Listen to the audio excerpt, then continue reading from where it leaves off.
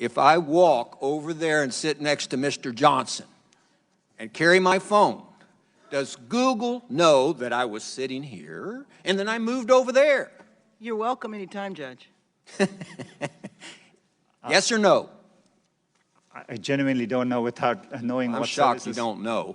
Do you or do you not collect identifiers like name, age, and address? Yes or no? If you're creating an account, yes, and using an account, yes. Yes. Specific search histories when person types something into a search bar. If you have search history turned on, yes.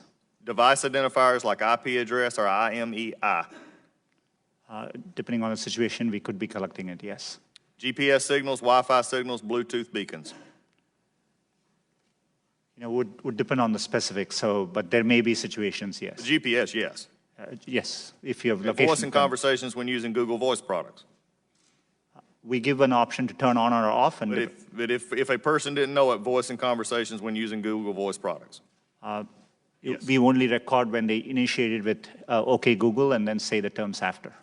Contents of emails and Google documents. We store the data, but we don't read or look at your Gmail. But you have access to them. As a company, we have access to them, yes. So you could.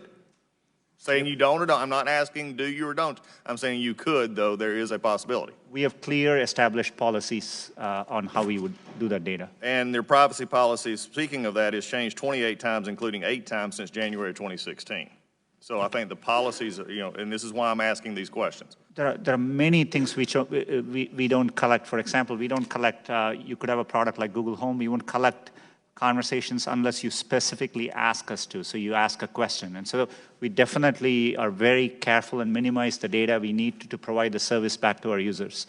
Why, number one, does Google need all this information? We can answer that in the fact that 86% of your revenue comes from advertising, so we know you manipulate the data in some ways. However, can you explain what you do to minimize this data, which is generally an accepted standard practice among those who collect data? Our goal is, but we are providing, for example, if we are providing you a service like Gmail, which we have done for 15 years, that data, we need to store it for our users, so they expect us to.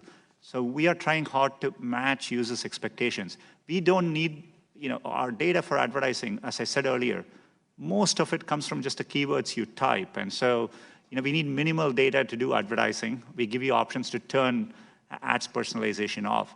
We store most of the data we do today to help give users the experience they want, and that's what we're trying to do.